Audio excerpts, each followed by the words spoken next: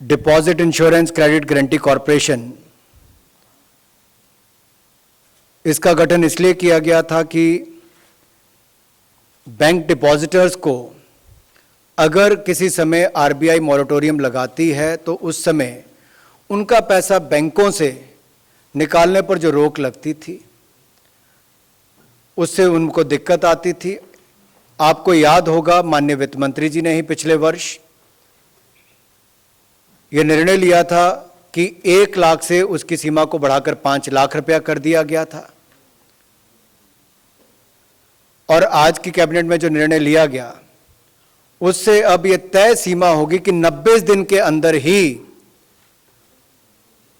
जमाकर्ताओं को, bank depositors को अपना पैसा 5 लाख की कीमत तक का मिलेगा। दूसरा, इसको विस्तार में माननीय वित्त मंत्री जी बताएंगे। दूसरा निर्णय जो कहा गया है वो भी देश भर में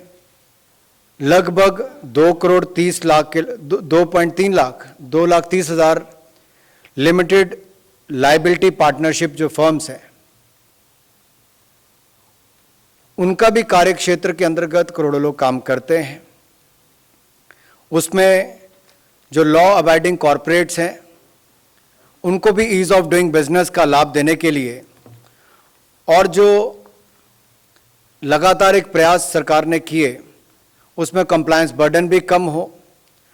उसमें जो क्रिमिनलिटी थी उसको हटाकर पेनल्टी के रूप में किया है ताकि जो सामान्य प्रवृत्ति के उल्लंघन है उसको कारावास की बजाय जुर्माने की व्यवस्था की है। इससे भी उसको कामकाज करने में लाभ मिलेगा और ईज ऑफ डूइंग बिजनेस को और आत्मनिर्भर भारत को भी बल मिलता है। तीसरा, एक एमओयू जो किया गया है, मल्टीलैटरल मेमोरेंडम ऑफ अंडरस्टैंडिंग,